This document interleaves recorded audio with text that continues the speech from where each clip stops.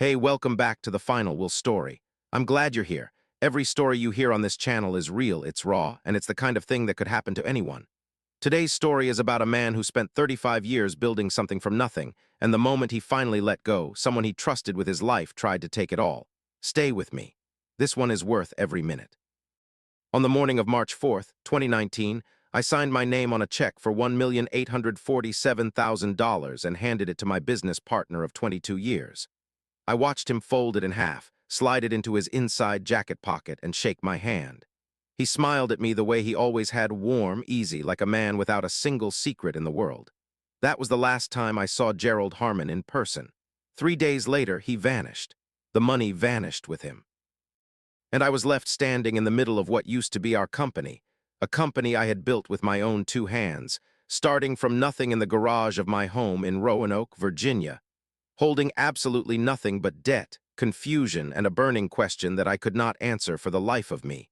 How had I not seen it coming? My name is Thomas Aldridge. I am 64 years old now. In March of 2019, I was 62. I had spent the better part of 4 decades in the industrial equipment supply business. Starting in 1981, right out of Virginia Tech with an engineering degree I was proud of, and a work ethic my father had instilled in me before I could drive, I built Aldridge Industrial Supply from the ground up. We supplied heavy machinery parts, conveyor systems, hydraulic components, industrial-grade fasteners, to manufacturing plants across the Mid-Atlantic region. By 2018, we were doing just under $12 million in annual revenue, 41 employees, a 28,000-square-foot warehouse in Roanoke, a reputation that had taken 35 years to earn. Gerald Harmon came into my life in 1997. He approached me at a trade show in Charlotte, North Carolina, polished, articulate, and carrying a client roster that looked like a shortcut to the next level. He became my business partner in 1998. I gave him a 30% stake in exchange for his client relationships and his promise of operational expertise. For 20 years, we worked side by side. We attended our children's graduations together. We celebrated quarterly numbers over steaks at McAdoo's on Franklin Road. His wife Karen sent my wife Donna a card every Christmas. I was the best man at his daughter's wedding in 2014. When I decided to retire in early 2019, selling my 70% stake back to Gerald was the plan that made every logical sense in the world. I trusted him completely. That was the only mistake I needed to make. The discovery did not happen the way you might expect. There was no dramatic confrontation, no document left carelessly on a desk. It began with a phone call on a Tuesday afternoon in April 2019, about 6 weeks after I had signed that check and left the company for good. The caller was a man named Dennis Pruitt. Dennis was the purchasing manager at Crawford Manufacturing in Lynchburg, one of our oldest accounts, a client we had maintained for 19 years. He called me on my personal cell phone, the number that had not changed in 15 years. "Tom," he said, "I hope you don't mind me calling you direct. I heard you retired. Congratulations. But I'm a little confused about some invoices we've been getting from Aldridge, and I figured you'd be the man to ask." I told him I was happy to help if I could, even though I was no longer involved. Dennis explained that over the past 4 months, Crawford Manufacturing had received invoices from Aldridge Industrial Supply that did not match their purchase orders. The amounts were inflated. In some cases, the products listed had never been delivered at all. He had flagged it internally, and his accounting department had found roughly $214,000 in discrepancies going back to November 2018, 4 months before I had even retired. I told Dennis I would look into it and call him back. I hung up the phone and sat at my kitchen table in complete silence for about 10 minutes. My first instinct was that it was an accounting error, maybe a software glitch, maybe a new billing person who didn't know the old systems. I had 100 rational explanations lined up in my mind because that is what the mind does when it is trying to protect you from something it already suspects. I called Gerald's cell phone. It went straight to voicemail. I called the office main line. The receptionist, a young woman named Sarah who had worked for us for 3 years, sounded uncomfortable when she heard my voice. "Mr. Harmon isn't available," she said. "Can I take a message?" I asked when he would be available. She paused too long. I'm not sure, she said. He's been out of the office quite a bit. That pause told me everything I did not yet want to know. I did not panic. I want to be clear about that because in a situation like this, panic is the enemy. Panic makes you call people you should not call. Panic makes you send emails you cannot take back. Panic tips off the very person who is working against you, and once they know you know, every advantage you have disappears. Instead, I drove to the office of my attorney. His name was Raymond Kostelnik. Ray had handled the legal side of Aldridge Industrial for over 15 years. He was a quiet, methodical man who practiced out of a small suite on Jefferson Street in downtown Roanoke. I walked in without an appointment on a Wednesday morning. His assistant looked up at me with mild surprise. "Is Ray available?" I said, "Tell him it's Tom Aldridge and it's important." Ray came out from his office in under 2 minutes.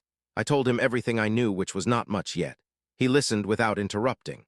When I finished, he leaned back in his chair and said, "Tom, before we do anything else, I need you to tell me exactly what your exit agreement said about access to financial records."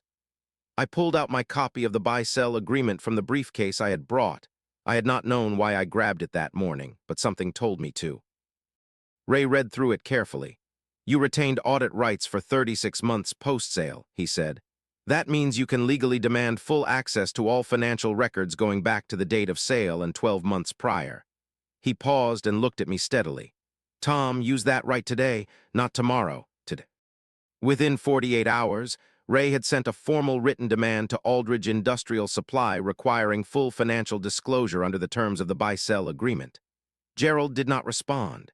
His attorney responded instead, which told us everything. Simultaneously, I hired a forensic accountant. Her name was Patricia Weil, a CPA out of Richmond who specialized in financial fraud investigations. Patricia was in her early 50s, precise and relentless in the way only someone who has spent 20 years untangling other people's financial disasters can be. I authorized her to dig as far back as she needed to go. "Give me 3 weeks," she said. She called me back in 11 days. What Patricia found was methodical, patient, and extraordinarily calculated. Gerald Harmon had been skimming money from Aldridge Industrial Supply for at least 4 years. He had done it through 3 separate channels. First, he had created a shell company, registered in Delaware under the name Harmon Equipment Consulting, LLC, and had been routing fictitious consulting fees through it since 2015. Total amount siphoned through that channel, $618,000. Second, he had been inflating invoices to select clients, including Crawford Manufacturing, and diverting the difference to a separate account he controlled. Total from invoice fraud, approximately $390,000. Third, and most brazen of all, he had been paying himself an unauthorized performance bonus from the company's operating account every quarter since 2016. Bonuses that appeared in the books under a line item labeled Executive Incentive Compensation that he had buried in a section of the accounts I rarely reviewed. Total unauthorized bonuses, $244,000. The grand total Patricia placed in front of me with documentation for every single transaction was $1,252,000, over 4 years, by a man who had been my closest professional ally for 2 decades. I sat in Patricia's Richmond office and looked at those numbers for a long time. Then I picked up my phone and called Ray Kostelnik. "We have everything," I said. "Now we build the case."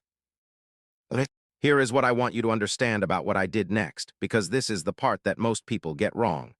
When you discover something like this, when someone you trusted completely is revealed to have been stealing from you for years, every natural human instinct tells you to explode.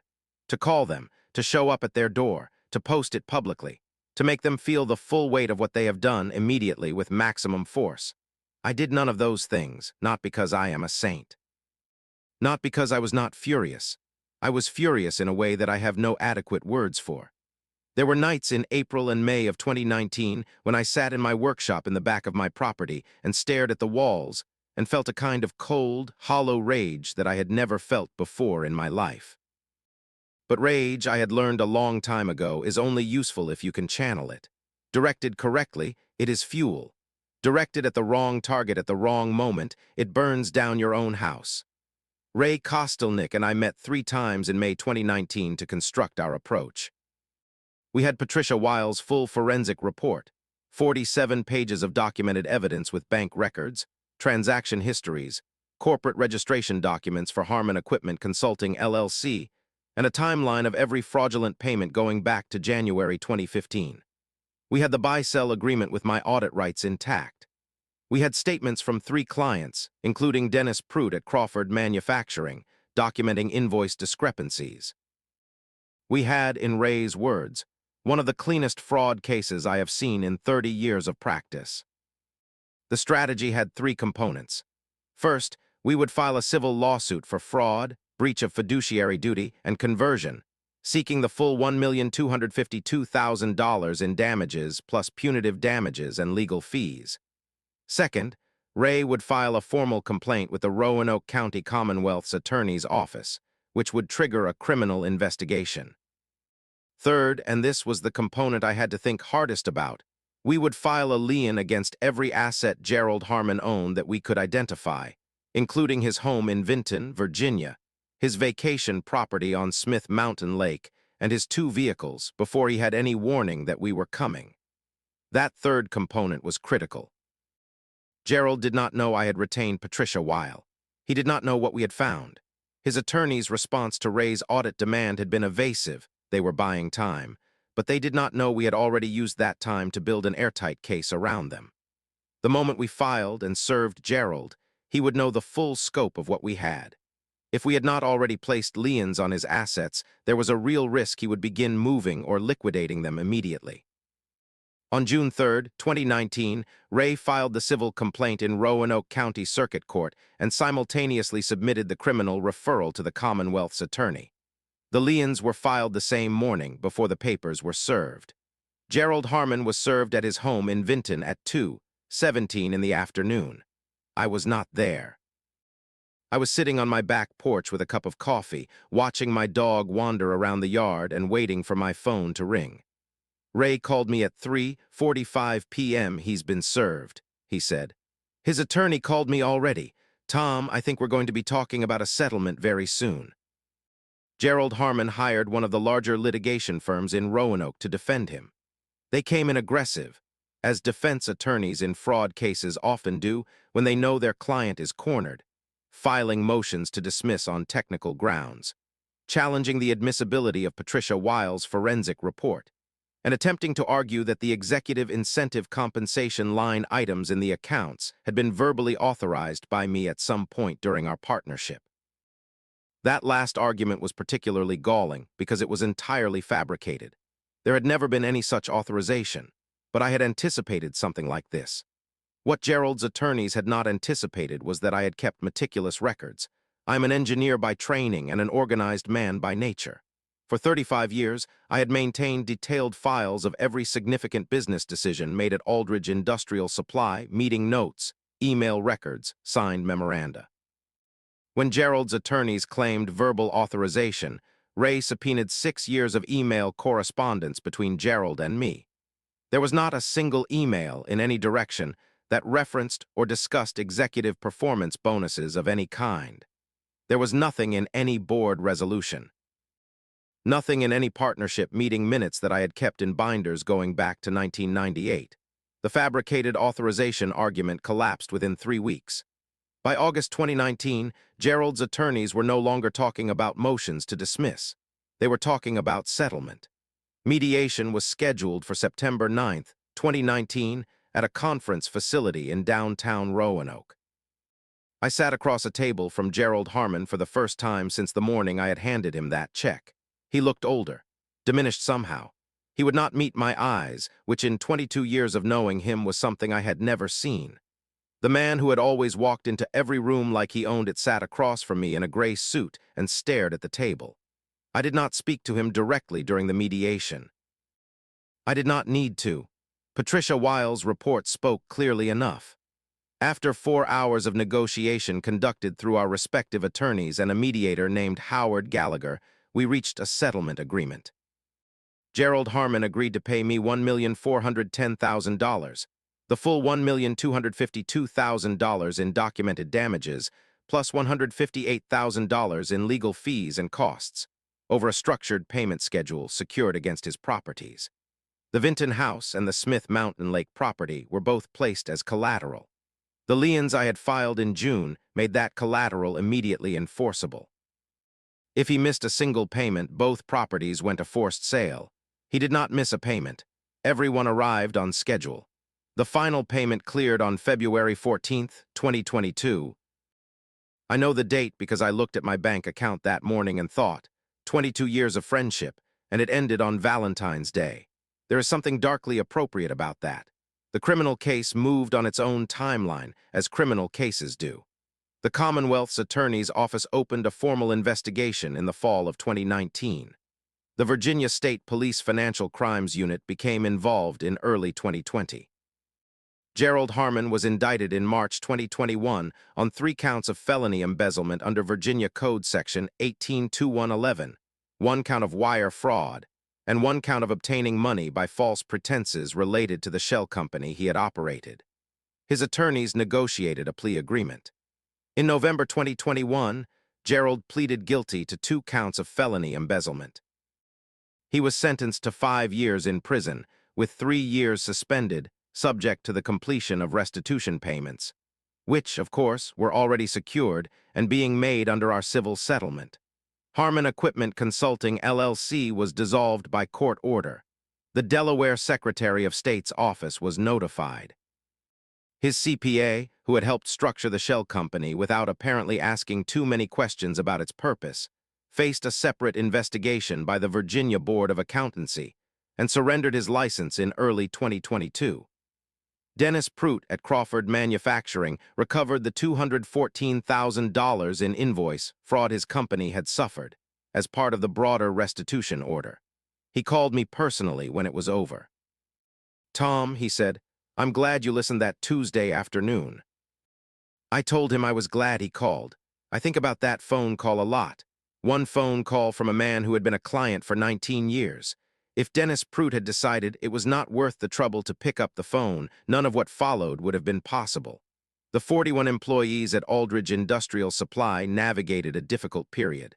Several left during the uncertainty of 2019 and 2020, but the company survived. Gerald's nephew, a capable young man named Brian Harmon who had nothing to do with his uncle's crimes and was deeply embarrassed by them, took over operational management. Last I heard, the company was still operating, smaller but stable. That part still sits with me. Those employees deserved better than what Gerald's choices put them through. I am 64 years old now. I live on the edge of a 12-acre property outside Roanoke with my wife Donna, who has been by my side through every day of this. We have a vegetable garden that takes up more of my time than I ever expected. I have a workshop where I build furniture, chairs mostly, because there is something satisfying about building something you can sit in. My 2 children live within an hour of us. My granddaughter, who is 4, calls me Pop Pop, and has no idea that the man who makes her breakfast on Saturday mornings once spent 2 years in the middle of a fraud case that could have ended his retirement before it started. The $1,410,000 settlement, combined with what I had already saved and invested over 35 years of working, means that Donna and I are financially secure for the rest of our lives.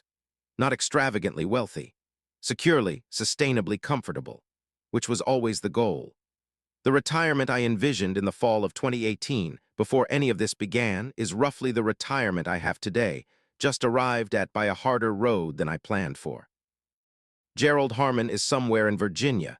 I do not know exactly where. I do not spend much time thinking about him. There was a time in the summer of 2019 when I thought about Gerald constantly, the anger, the disbelief, the replaying of 22 years of memories through a filter I could not remove. That time passed. You cannot hold on to that kind of weight without it eventually holding you back. What I choose to hold on to instead is this. When the test came, I did not panic. I gathered evidence, I trusted the right professionals, I protected what I had built, and I let the legal system do its job. That is not a small thing. That is everything.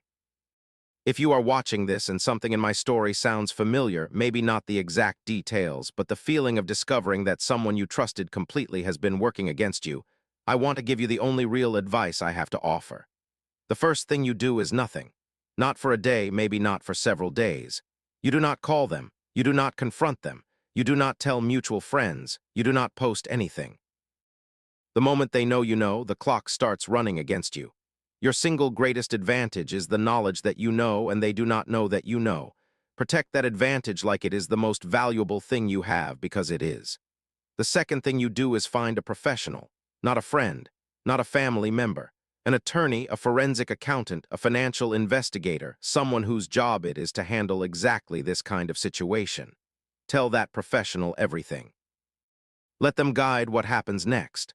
The third thing you do is document everything immediately. Gather and secure every piece of evidence available to you right now before anything changes. Emails, bank records, contracts, agreements, copy everything and keep it somewhere safe under your sole control.